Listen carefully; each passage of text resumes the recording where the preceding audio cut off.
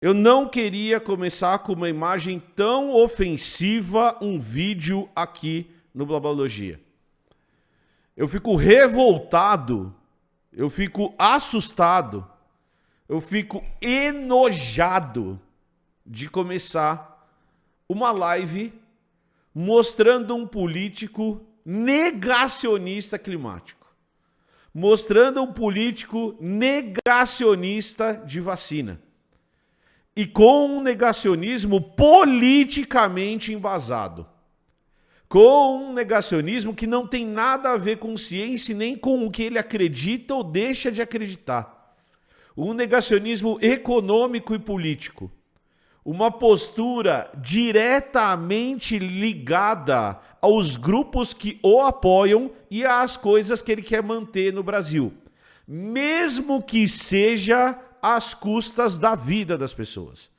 Mesmo que seja a qualidade de vida das pessoas. Então, esse senhor, e por que isso gera revolta, ontem no Senado brasileiro, deu a seguinte declaração. O Senado brasileiro estava votando um plano de preparação para emergências climáticas. Então, em resposta ao que está acontecendo no Rio Grande do Sul, o Senado resolveu se mexer e o governo propôs um plano de preparação. A gente tem que estar preparado para a próxima merda que vai acontecer. E o que os senadores de direita estão fazendo, principalmente do PL, inclusive senadores do Rio Grande do Sul, que está sendo destruído por um evento climático extremo, além de votarem contra, melaram a votação. E o senhor Flávio Bolsonaro, dando nome ao gado que está presente, dando nome aos bois que estão presentes na nossa live de hoje, deu a seguinte declaração. Se o que está acontecendo no Rio Grande do Sul, então eu vou ler a frase certinha, mas só contextualizando, se fosse uma situação global, o mundo inteiro estaria passando pelas mesmas circunstâncias. Não é o caso. Olha que interessante. Aqui, ele não está negando a enchente e o que está acontecendo no Rio Grande do Sul. O que ele está fazendo aqui é negando a causa. Ele está sendo negacionista. A questão não é a enchente. Por quê? Porque a enchente não dá para negar mais. A merda que aconteceu não dá para negar mais.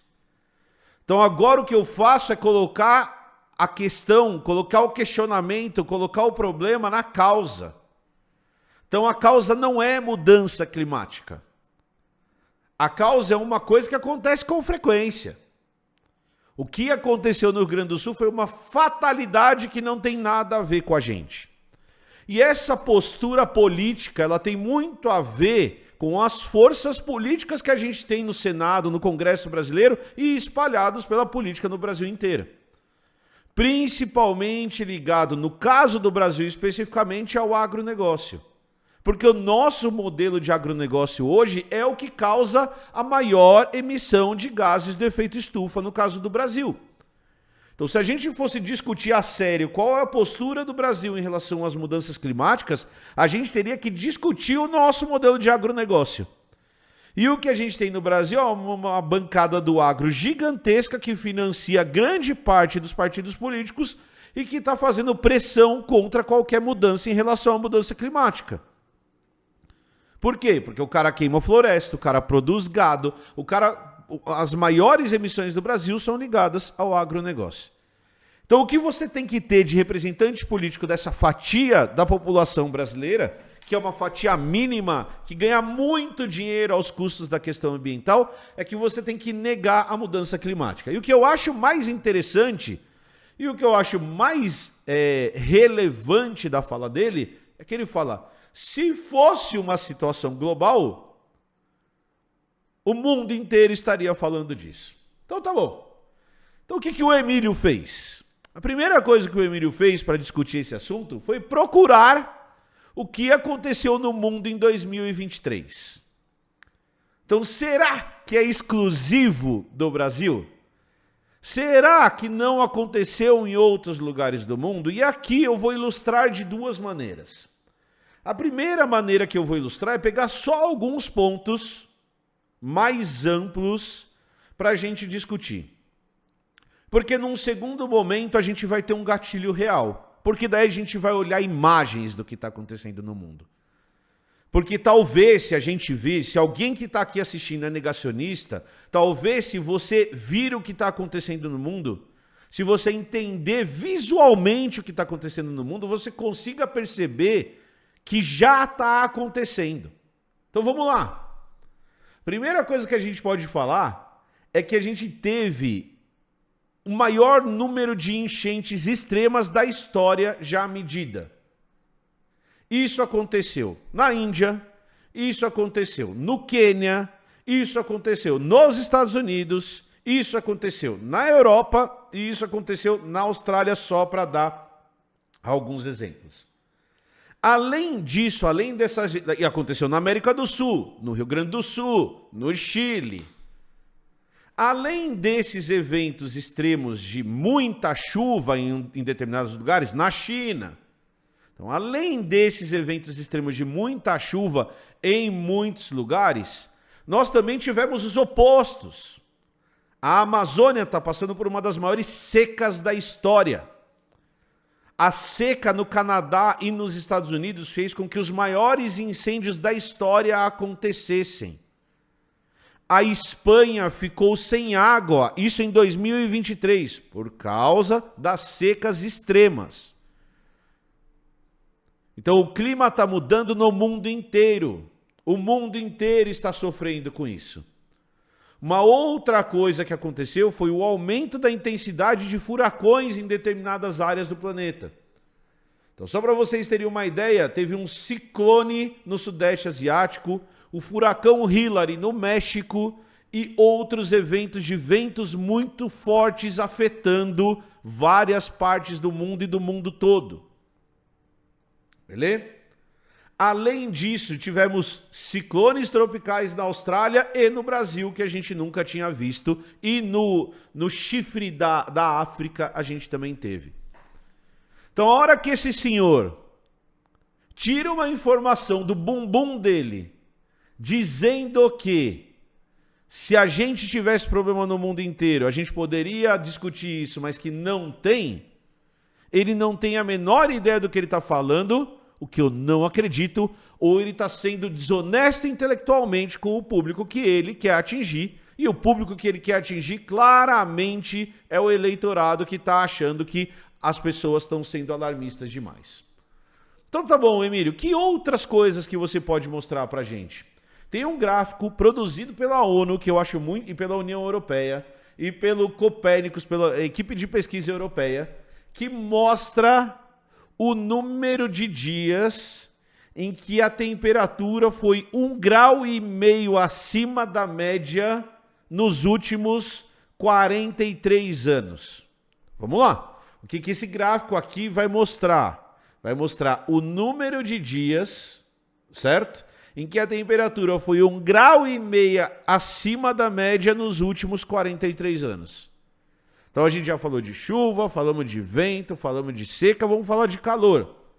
E se isso aqui não é assustador, se isso aqui não mostra pra gente o buraco que a gente está se metendo, a gente está com um problema muito sério, tá? Eu vou colocar aqui na tela para vocês verem.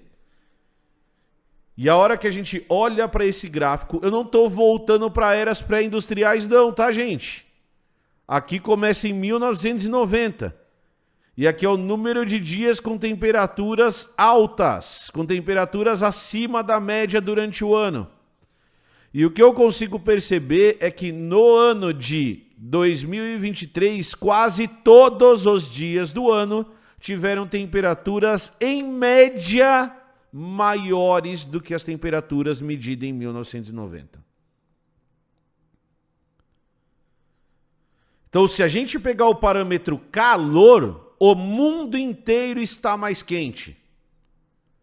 E o sacripantas do senador Flávio Bolsonaro vai falar que isso não é um problema mundial.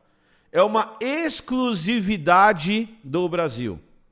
Na verdade, o que ele está falando é que é uma exclusividade do Rio Grande do Sul. E se a gente fosse falar só de Brasil, então vamos ignorar o resto do mundo. Só o ano passado foram medidos no Brasil 12 eventos de clima extremo. 12 eventos climáticos extremos. E desses 12 eventos climáticos extremos, 3 em 2023 e agora mais um em 2024 foram no Rio Grande do Sul. No Rio Grande do Sul, a gente pode falar dos 10 meses. Se você pegar os últimos 10 meses, nós tivemos 4 eventos climáticos extremos. Tá? Então tá bom. Se essas informações que eu estou passando para vocês não são suficientes, e aí aqui eu vou repetir o meu alerta de gatilho, se essas informações não são suficientes, a gente pode pegar e mostrar imagens do que está acontecendo no mundo, tá bom? Eu posso pegar e mostrar imagens dos problemas climáticos que estão acontecendo no mundo no ano de 2023 exclusivamente. Então a primeira imagem que eu vou mostrar para vocês é uma imagem de seca. É uma seca na Espanha. E isso daqui que vocês vão ver na imagem é um reservatório de água na Espanha. Então, o que a gente viu na Espanha esse ano foi uma das maiores secas da história. E aí o que acontece com as pessoas é que elas ficam sem água para beber. Eu não estou falando desse senhor aqui que está no meio da barragem em que a água deveria estar aqui em cima. Eu estou falando das populações que vivem em volta dessa barragem e que dependem da água desse local, do acúmulo dessa água para sobreviver. O número de casos de sede no mundo aumentaram demais. O governador do estado de São Paulo não está falando disso, fingindo que isso não vai acontecer esse ano no Brasil, mas vocês esperem o que vai acontecer depois da próxima eleição no estado de São Paulo. A gente vai voltar a beber água de fundo de barragem. Aquela água que fica percolada no solo do lugar em que a gente vive. Tá bom? Então eu não vou mostrar exemplos do Brasil, não vou mostrar exemplos do Rio Grande do Sul, desculpem, porque isso está muito vivo na nossa memória e porque o senador Flávio Bolsonaro falou que isso não aconteceu no mundo, tá? Esse daqui, ó, é o estado mais rico do mundo. E é o estado mais rico dos Estados Unidos, a Califórnia. E as chuvas torrenciais na Califórnia causaram deslizamentos que não mataram muita gente, mas causaram prejuízos e tiraram a casa de milhares de pessoas e causaram prejuízo na casa dos bilhões de dólares na Califórnia. Porque tudo que acontece nos Estados Unidos também acontece na casa dos bilhões de dólares. Eu posso mostrar para vocês aqui também o caso das enchentes que foi citado aqui na China. Então, se não for suficiente a gente mostrar nas Américas, se não for suficiente a gente mostrar na Europa, a gente pode mostrar na Ásia também, senador Flávio Bolsonaro. A gente pode mostrar o efeito das enchentes na Ásia também. A gente pode mostrar como as grandes cidades na China estão se preparando para eventos extremos de clima no futuro. Se vocês quiserem mais conteúdo explicando isso, procurem o professor Vitor, professor de geografia, o Vitinho, que vai fazer live comigo aqui semana que vem. E ele vai mostrar para vocês como outros lugares do mundo já estão se preparando para isso. Então isso daqui não é em Porto Alegre, isso daqui é na China, isso daqui não é no passado distante, isso daqui é 2023. Isso daqui é o ano passado. Esses são os eventos climáticos extremos que aconteceram no passado. Eu posso mostrar para vocês que machuca o meu coração, mas a ideia é machucar um pouquinho sim. Incêndios acontecendo na Grécia. O clima fica tão seco que a floresta pega fogo com um raio. É claro que no Brasil o agronegócio coloca fogo na floresta, mas aqui cai um raio e a floresta pega fogo. Porque a floresta está tão seca, falta tanta água, é tão assustadora a seca, que a floresta é queimada inteira, do começo ao fim, como aconteceu no Pantanal, como está acontecendo em partes da Amazônia agora, como aconteceu na Grécia. Essa imagem é da Grécia. Gente, floresta não pega fogo. É cheio de água nas árvores, mas está tão seco, mas tão seco, mas tão seco, que as florestas estão pegando fogo, tá? O Canadá passou pela pior queimada da história. Eu poderia mostrar casos de alagamento na Grécia que eu tenho aqui. Eu poderia mostrar os exemplos de migração pela seca que acontecem no Brasil, que acontecem na África, que acontecem na Ásia e que vão começar a acontecer em outros lugares do mundo também. Eu poderia mostrar para vocês o caso de alagação, que ninguém fala, porque também nem é gente direito, e não sou eu que estou falando isso, mas aqui a gente tem um caso do Quênia, o mundo esquecido do continente africano, que foi explorado e é explorado até hoje pelo mundo e que todo mundo finge que não existe. Que até hoje tem lugar no continente africano que não recebeu vacina contra a Covid. Que as doenças continuam matando milhares de pessoas e o mundo finge que não existe. E que também está sendo afetado por mudanças climáticas que não foram eles que causaram. Tem o exemplo dos furacões nos Estados Unidos, como foi dito aqui. Então eu vou voltar à imagem, eu quero voltar à imagem, eu quero que a gente olhe para a cara desse negacionista. A hora que ele fala isso, ele está sendo desonesto. Ele está votando contra um projeto que a gente deveria estar fazendo, não só de prevenção, mas de preparação para os problemas que vão acontecer no Brasil, com certeza no futuro. Não adianta só construir casa em Porto Alegre, vai cair tudo o ano que vem. Vai cair tudo o ano que vem de novo. Ou a gente tem um plano de prevenção muito melhor do que tem hoje em dia, do que fazer nos próximos acidentes climáticos, e principalmente de posicionar o país a favor de uma mudança na emissão de gases, ou qualquer coisa que a gente discutir, é só confete, é só momentâneo. E aí você tem esse sacripanta, você tem esse sem vergonha falando que o clima não está mudando, que o mundo inteiro não está falando disso. Ele tem um projeto por trás. Não caiam no papo de que ele não entende. Ele entende, é proposital. Ele só não liga. Ele só está fazendo lobby a favor próprio e daqueles que pagam para ele fazer lobby. Se a gente não tiver consciência política, se a gente não se organizar, se a gente, nós, vocês que estão assistindo, não participarem do jogo político, isso não tem nada a ver com PT, com PL, tem a ver na frente, mas tem a ver com o nosso posicionamento, com vocês assistindo blá blá, com vocês levando isso para a família de vocês, com vocês discutindo isso na família de vocês, com vocês lutando diariamente para a gente tentar melhorar um pouquinho, e isso é um pouquinho, se organizando em comunidade, se organizando na sociedade de vocês, ou o futuro é nefasto. Nefasto. E o que esse cara faz é negar isso. Ele vota contra projetos a favor da população. Ele vota a favor de projetos que beneficiam uma elite agrária e industrial no Brasil. Ele está votando a favor da burguesia.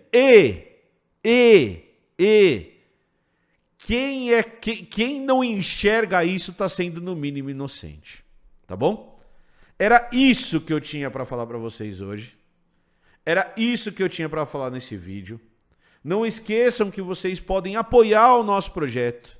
A gente não tem apoio externo de ninguém, a não ser de você que está assistindo esse vídeo.